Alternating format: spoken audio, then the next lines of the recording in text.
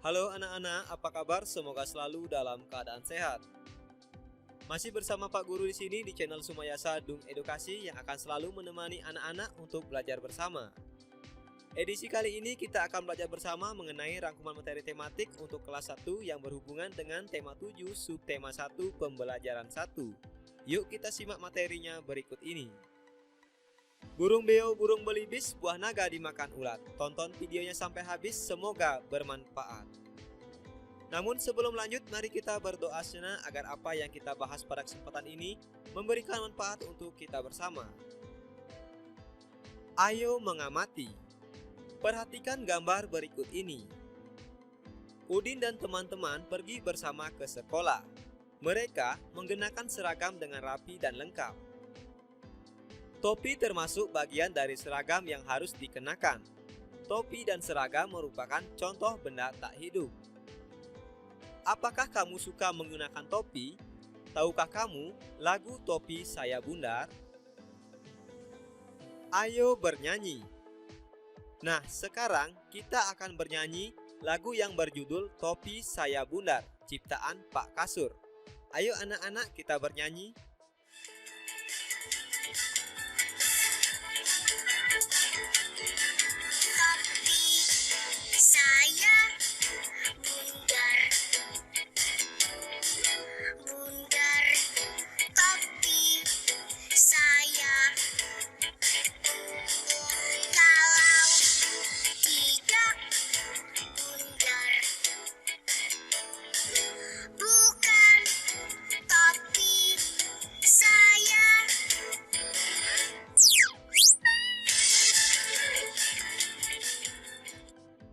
Nah anak-anak, itulah tadi lagu Topi Saya Bundar. Asik kan dalam bernyanyi?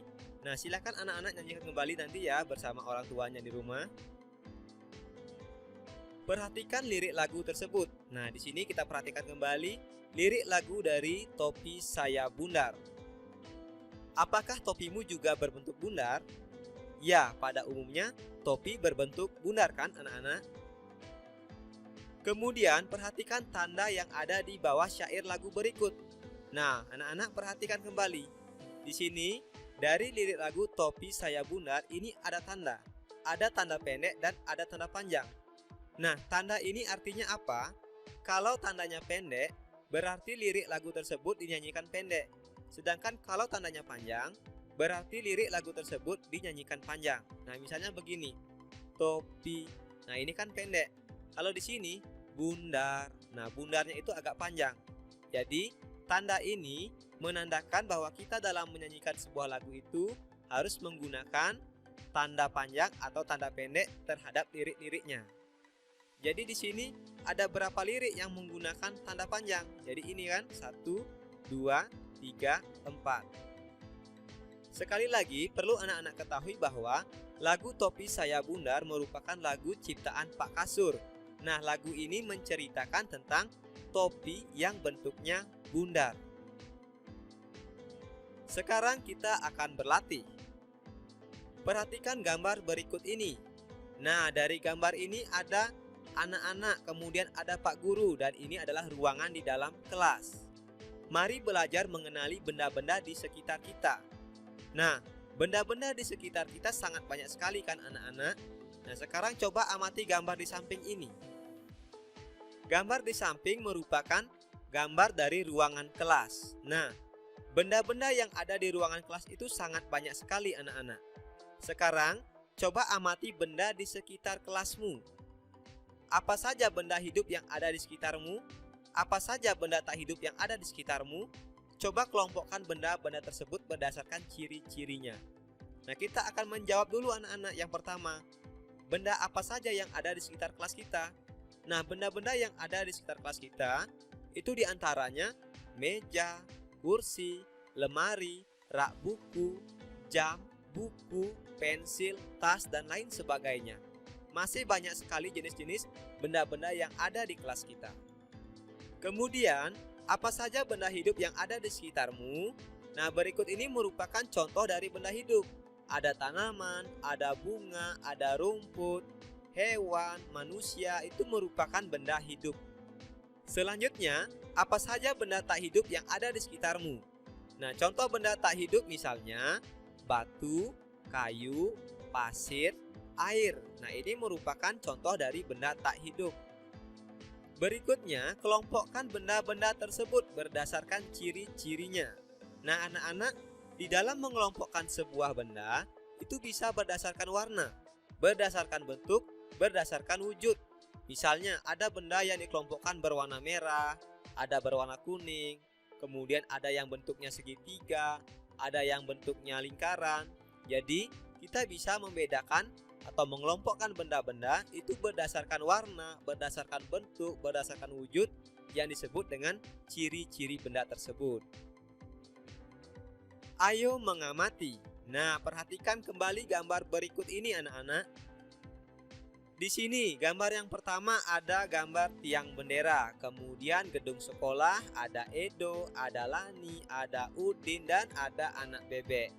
Kemudian di sini ada gambar ikan, sepeda, boneka, mobil-mobilan, dan lambang Garuda Pancasila. Nah, semua ini merupakan benda-benda yang ada di sekitar kita. Sekarang, ayo kita berlatih. Mari berlatih mengelompokkan benda. Nah, tadi kita sudah mengelompokkan benda. Secara umum, benda itu kan ada dua anak-anak. Ada benda hidup dan ada benda tak hidup. Sekarang kita akan belajar mengelompokkan benda berdasarkan kelompoknya. Ada benda hidup dan ada tak hidup. Nah, kita lihat kembali gambar-gambar berikut ini. Jadi dari gambar-gambar ini, kita kelompokkan ke dalam sebuah tabel. Tentukan kelompok bendanya, apakah dia benda hidup atau tidak hidup. Ini bisa digunting anak-anak. Gambar-gambar yang ada di bukumu ini bisa digunting dan ditempel. Nah, misal kita contohkan yang pertama anak-anak. Ini kan ada tabel, ada benda hidup dan benda tak hidup. Dari gambar-gambar ini silahkan digunting. Nah, misal yang pertama, Bapak akan menggunting tiang bendera. Kemudian Bapak tempel di sini karena dia merupakan contoh benda tak hidup. Contoh yang kedua, misalnya Bapak akan menggunting anak bebek. Bapak tempel di sini. Kenapa? Karena bebek merupakan benda hidup. Nah, begitu anak-anak. Untuk gambar-gambar yang lain silahkan anak-anak potong dan tempel pada kolom yang sesuai. Kalau dia benda hidup, tempel di sini. Kalau dia benda tak hidup, tempel di sebelah sini. Sekarang, perhatikan kelasmu. Apakah benda-benda tersebut juga ada di kelasmu? Berikan tanda centang pada kolom yang sesuai. Nah, di sini anak-anak, ini ada tabel nama benda, kemudian ada atau tidak ada. Kursi misalnya anak-anak, ini ada tidak di ruangan kelas kita? Nah, kalau ada, kasih tanda centang di sini. Meja, ada nggak di dalam kelas? Kalau ada, kasih tanda centang di sini. Kemudian papan tulis hitam, ada nggak di ruangan kelasmu? Nah, kebetulan di kelas Pak Guru tidak ada, jadi Bapak Guru tulis di sini centangnya. Karena di kelas Pak Guru itu papan tulisnya berwarna putih. Nah, nanti kalau anak-anak di sekolahnya, di kelasnya ada papan tulis hitam, berarti centangnya di sini ya. Kemudian lemari, ada nggak di kelas kita? Nah, kalau ada centang di sini. Kemudian lambang Pancasila, ada nggak? Kalau ada, juga centang di sini.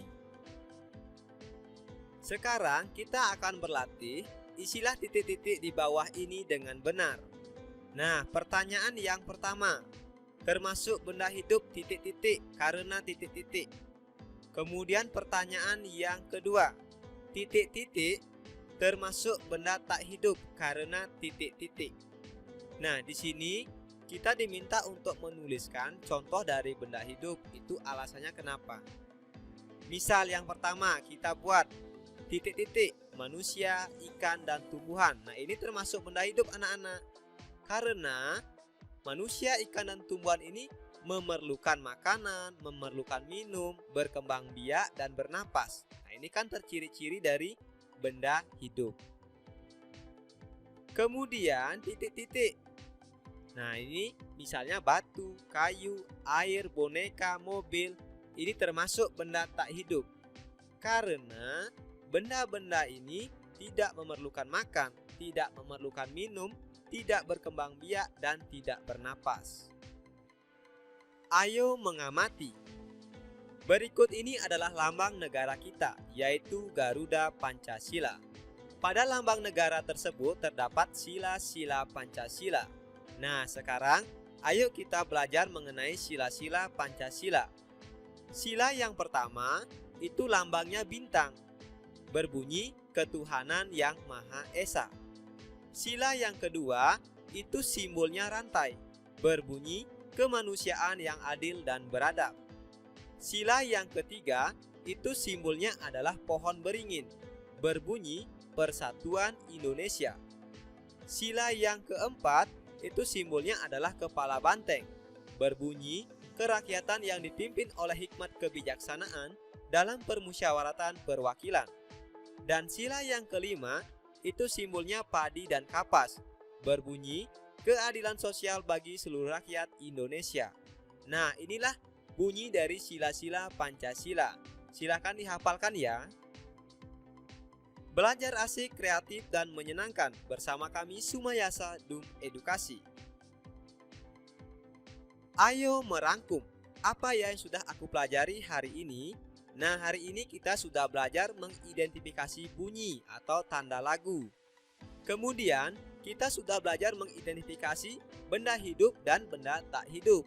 Kemudian, kita sudah belajar mengidentifikasi lambang sila Pancasila. Sekarang, cobalah jawab kuis berikut ini. Yang pertama, tuliskan 3 contoh benda mati dan ciri-cirinya. Yang kedua, tuliskan 3 contoh benda hidup dan ciri-cirinya. Yang ketiga, tuliskan simbol dan bunyi sila kedua Pancasila.